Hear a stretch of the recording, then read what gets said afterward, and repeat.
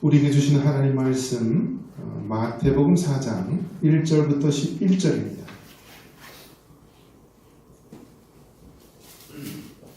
마태복음 4장 1절로 11절.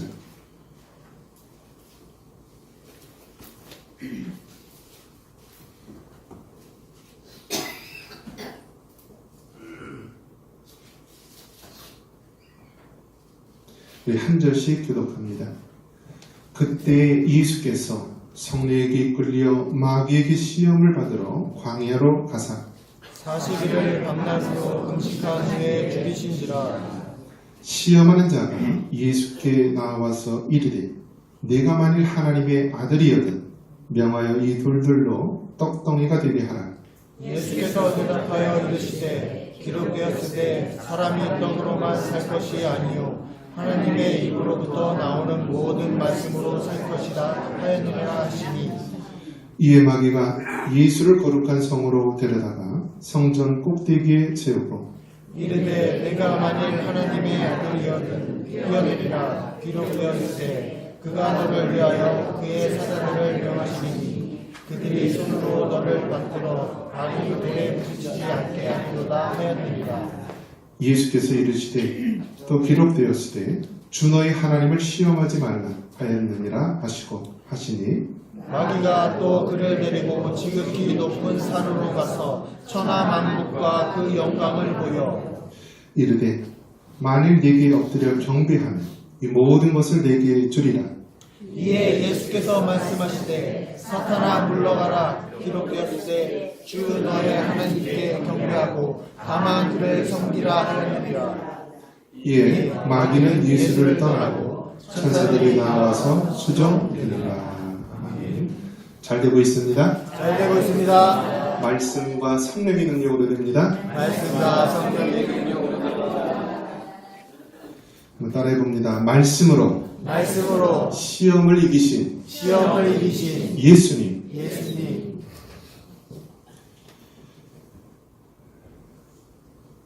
학교에서도 시험을 봅니다. 시험을 보는데요. 우리 학교에서 보는 시험은 테스트라고 합니다. 테스트. 그래서 그 사람이 얼마나 공부를 했는지 알기 위해서 중간고사, 기말고사를 봅니다. 또 대학에 들어가기 위해서 수능 시험을 보는데요. 수능 시험은 과연 이 학생이 대학에 들어와서 그 모든 학문들을 잘 배울 수 있는 능력이 되는가 해서 수학 능력을 테스트하게 됩니다.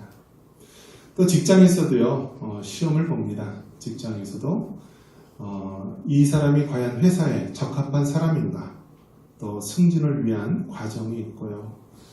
끊임없이 우리 인생은 이 시험을 보게 됩니다. 이 시험은요, 좋은 면도 있지만은 또 한편으로는 또 부정적인 면도 있는 것이 사실입니다. 우리가 시험이라고 얘기할 때는 두 가지 우리가 생각할 수가 있습니다. 한번 따라해 보겠습니다. 하나님으로부터 오는 시험. 하나님으로부터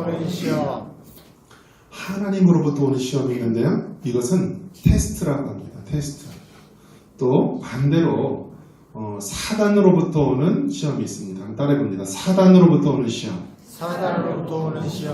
이 사단으로부터 오는 시험은 우리를 죽이고 멸망시키기 위해서 오는 것으로서 이거는 우리가 유혹, 미혹 그렇게 말할 수 있습니다. 그래서 우리가 시험이라고 얘기했을 때는 하나님께서 우리를 강건하게 하기 위해서 하시는 테스트라는 시험이 있고요. 또 한편으로는 사단이 우리를 넘어뜨리기 위한 유혹, 미혹의 시험이 있다는 것입니다. 오늘 본문에는 예수님의 시험이 나옵니다. 자, 여러분, 예수님은 어떤 분이십니까? 하나님의 아들이십니다. 다른 말로 한다면 예수님은 하나님 본체이신 것입니다. 그런데 그 하나님께서 시험을 받으실 이유가 하나도 없으신 것입니다. 하나님은 전능하신 하나님이시고요. 하나님은 능력이 많으신 하나님이십니다. 그렇기 때문에 이 땅에 어떤 시험을 받을 이유도 없고 또 받아서도 안 될 분이십니다. 그런데 예수님께서 공생애에 첫 사역을 하시는데요. 이 시험을 이기게 되는 이 사건을 시작하게 됩니다. 우리 1절과 2절 같이 있습니다. 그때 예수께서 성령에게 이끌려 마귀에게 시험을 받으러 광야에 가사 40일을 밤낮으로 금식하신 후에 줄이신지라. 아멘. 예수님께서는 30년 동안 일반 평범한 목수로서 살아갑니다. 그리고 마지막 이 3년의 생애를 공적 생애, 공생애를 살아갑니다. 그 공생애를 살아갈 때 오늘 이 본문처럼 시험을 통과하고 공적 사역을 시작하게 됩니다. 근데 우리가 여기서 기억해야 될 것은요, 누구에게 시험을 받는다 그랬어요? 마귀에게 시험을 받으러. 예수님은 하나님이시기 때문에 마귀에게 시험 받을 일도 없고요. 예수님은 전능하신 하나님이기 때문에 모든 것을 승리할 수 있는 하나님이십니다. 그런데 예수님께서 마귀에게 시험을 받았다라는 것은 예수님의 능력이 없어서 마귀에게 시험을 받는 것이 아니라 이를 통하여서 하나님께서 우리에게 주시는 말씀이 있는 것입니다. 너희도 이 세상에서 시험을 받게 되는데, 하물며 하나님의 아들 예수님께서도 시험을 받게 되는데 너희는 이 시험을 잘 통과하여 이겨야만 된다라고 말씀합니다. 그래서 마귀가 시험을 하지만요, 이 전체적인 큰 범위 내에서는 누구의 주권 아래에 있는 것입니까? 하나님의 주권 아래에 있는 것입니다. 하나님의 주권 속에 있는 것입니다. 마귀가 아무리 우리를 시험하고 또 예수님을 시험한다 할지라도 하나님의 크신 주권 속에서 하나님이 허락하시지 않으면 시험이 일어날 수도 없는 것이고요. 모든 것이 하나님의 주권 속에 있는 것입니다. 욥이 얼마나 큰 시험을 당하였습니까? 갑자기 태풍이 불어서 강도가 와서 모든 재산을 빼앗고요. 갑자기 태풍이 불어왔고 집이 무너지면서 10명의 자식들이 다 죽게 됩니다. 그리고 자기 몸도 악창이 걸리고 병이 들어서 기왓장으로 몸을 긁으면서 큰 시험을 당하게 됩니다. 그런데 그 한 가지 한 가지 단계를 보면은 마귀가 시험을 하지만은요, 누가 허락을 해야만 가능합니까? 하나님이 허락을 해야만 가능한 것입니다. 즉 마귀는 자기가 능력이 있다라고 해서 사람을 넘어뜨리려고 하고 시험을 하지만은 하나님의 주권 속에서 이 모든 것을 주관하시는 것입니다. 예수님께서 시험을 받으신 이후에 공적 생애를 시작하십니다. 그러면서 시험을 당하는데 여기에 3가지 시험이 나오는데요. 이 3가지 시험은 우리가 살면서 늘 당하는 시험의 한 유형이 될 수 있습니다. 먼저 시험을 받는 것은 무엇이냐면 돌이 떡덩이가 되게 하라라는 시험입니다. 3절 같이 한번 읽습니다. 시험하는 자가 예수께 나와서 이르되 내가 만일 하나님의 아들이었거든 명하여 이 돌들로 떡덩이가 되게 하라. 이 시험하는 자, 이 사탄을 얘기하는 것입니다. 이 사탄 마귀가 시험을 하는데요, 첫 번째 하는 시험이 무엇이냐면은 돌덩어리를 떡이 되게 하라. 그런데 예수님께서 어떤 상황이었냐면 40일 동안을 금식하신 이후였습니다. 여러분, 금식을 한다는 거 어떻습니까? 생명을 내놓고 하는 것입니다. 아마 40일 동안 굶었다라고 한다면 우리 인간적으로는 한계치까지 온 것입니다. 아는 목사님도 이제 교회 문제 때문에 금식을 하시다가요, 금식하다 돌아가셨어요.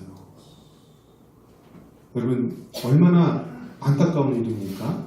교회 문제 때문에 기도원에 들어가서 금식을 하시는데요, 금식 기도하는 중에 목사님이 중간에 돌아가셨어요. 그러면 이것을 어떻게 봐야 되나요? 그건 우리 인간의 눈으로 감히 우리는 해석할 수 없고 이해할 수 없습니다. 근데 분명한 것은요, 그 모든 것까지도 하나님께서 주권 아래서 이루어진 것이고요, 결국 그 금식하다 돌아가신 그 목사님의 아들이 나중에 큰 우리나라 교회 목사님이 되어서 지금 이 시대에 영향력 있는 목사님으로 사용받는 것을 보게 됩니다.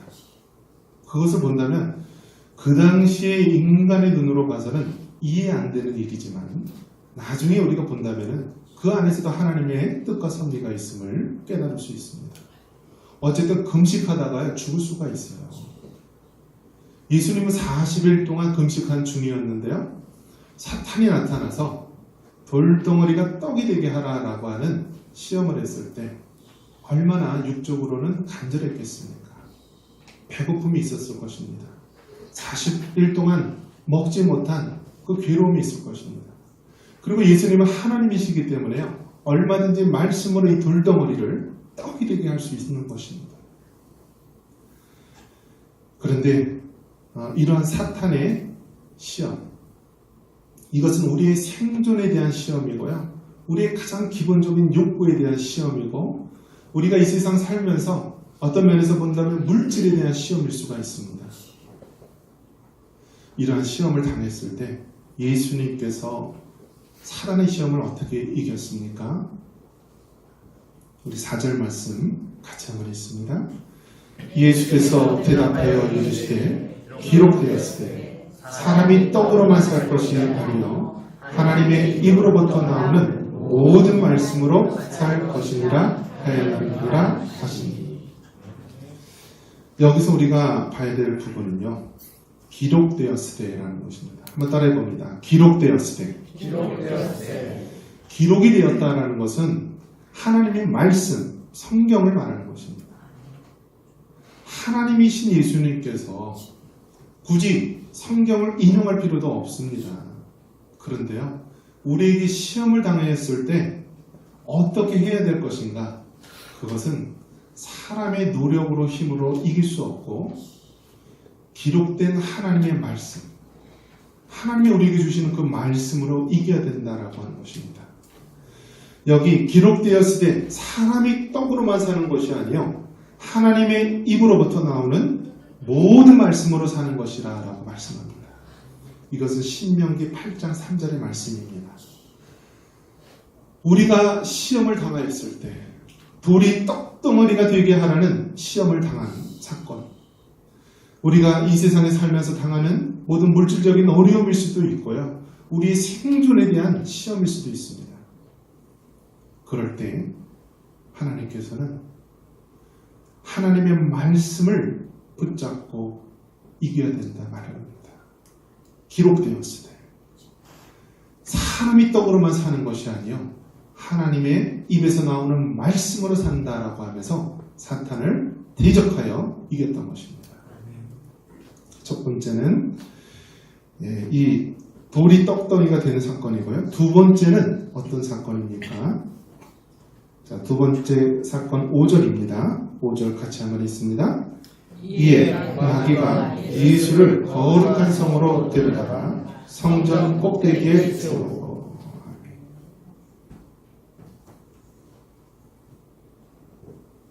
두 번째 시험은 무엇이냐면 이 사탄 마귀가 예수님을 거룩한 성전 꼭대기에 세웁니다.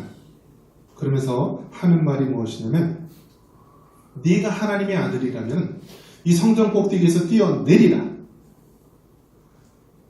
여러분, 예수님은 하나님의 아들이시고 능력이 많으신 분이십니다. 물론 성전 꼭대기에서 뛰어내리셔도 아무런 일이 없으신 그러한 하나님의 아들이십니다. 자, 예수님께서 만약에 인간적인 마음으로라면 얼마든지 그 높은 성전 꼭대기에 뛰어내림으로써 밑에서 천사들이 바치면서 하나님의 그 모습을 보일 수 있었지만은 사단을 그렇게 대적하지 않았습니다. 예수님께서 또 뭐라고 말씀하셨습니까? 7절 같이 한번 읽습니다. 예수께서 이르시되 기록되었으되 주 너의 하나님을 시험하지 말라 하였느니라 하시니. 여기도 마찬가지로 기록되었으되 하나님의 말씀을 붙잡고 우리가 사탄을 대적하는 것입니다. 그러면서 주 너희 하나님을 시험하지 말라. 사탄을 대적할 때 우리는 하나님의 말씀을 붙잡고 대적해야 합니다. 그리고 주 너희 하나님을 시험하지 말라 라고 선포해야 합니다. 이 두 번째 시험, 성전 꼭대기에서 뛰어내리라고 하는 이 시험, 이 시험은 어떤 시험입니까? 우리에게 어떤 육적인 두려움일 수가 있습니다.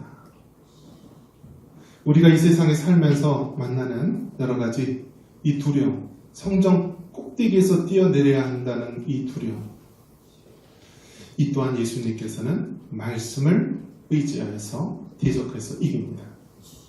세 번째 시험이 나옵니다. 세 번째 시험은 어떤 시험입니까? 우리 세 번째 시험, 우리 8절 같이 있습니다.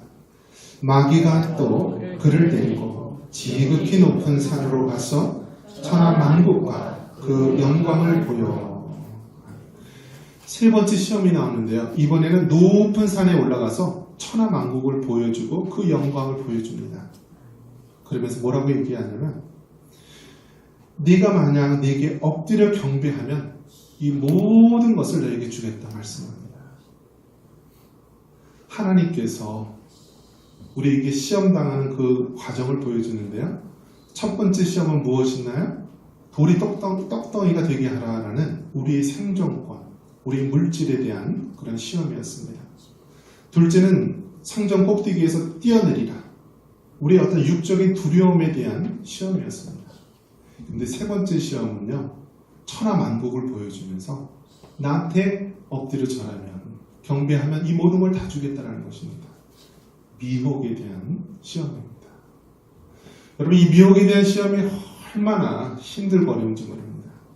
우리가 육신적으로 힘들고 어려우면요, 더 하나님을 찾게 되지만요, 우리가 높은 지위, 모든 재물과 권력을 다 가진 상태에서 그러한 미혹이 온다라고 한다면 뿌리치기 어려운 것입니다. 다윗을 여러분 생각하시기 바랍니다. 다윗은 목동이었을 때 거인 골리앗을 하나님의 이름을 부르면서 물맷돌로 쓰러뜨렸던 그런 믿음의 인물입니다. 다윗은 두려움의 시험을 이겼습니다. 하지만 한 여인이 목욕하는 모습을 보고 그 미혹에 빠졌을 때는 천하의 다윗도 그 자리에서 무너지는 것을 보게 됩니다. 이 미혹의 시험이 그만큼 힘들고 어렵다는 것입니다. 성경의 마태복음 13장에 보면은 세 가지 씨 뿌리는 비유가 나옵니다. 첫 번째는 길가에 씨가 뿌려지게 됩니다. 두 번째는 무엇이죠? 돌밭. 그 다음에 세 번째는 무엇입니까? 가시떨기. 여러분, 이런 시험들 보십시오. 길가에 떨어진 것은 악한 사탄 마귀가 바로 그 마음에 들어가서 뺏어오는 것입니다. 그러니까 믿음으로 본다면 길가와 같은 마음은요, 가장 믿음이 없는 그런 세상 사람들과 같은 마음입니다. 그 다음에 돌밭은 어떻습니까? 돌은 흙도 조금 있고 돌도 있습니다. 그런데 뿌리가 자라나지 못해요. 즉 돌밭은 환난과 박해를 당하면요, 금세 무너지고 마는 그러한 자를 바로 돌밭과 같은 자라고 말합니다. 그 다음에 가시떨기는 어떻습니까? 가시떨기는 세상의 염려와 재리의 유혹이라고 말씀합니다. 즉, 이 세상적인 재리의 유혹, 물질의 유혹에 있어서는 쉽게 빠지게 됨을 말하는 것입니다. 예수님께서는 오늘 세 가지 시험을 이기시면서 너희도 이 세상에 살아가면서 똑같이 시험을 당할 것이다. 돌이 떡덩이가 되게 하는 이러한 시험이 있고, 또 성전 꼭대기에서 뛰어내리려고 하는 두려움의 시험이 있고, 또 나에게 엎드려 경배하면 천하만국을 주겠다라고 하는 미혹의 시험이 있을 것이다. 그러나 그때마다 너는 하나님의 말씀을 의지하라. 그리고 하나님의 도우심으로 시험을 이겨라 라고 말씀합니다. 여러분, 시험은 우리가 이 땅에 사는 동안 누구도 피해갈 수 없는 것입니다. 하나님의 말씀을 의지하여서 성령의 도우심을 의지하여서 승리해 나가는 여러분 되시기를 주님의 이름으로 축원합니다.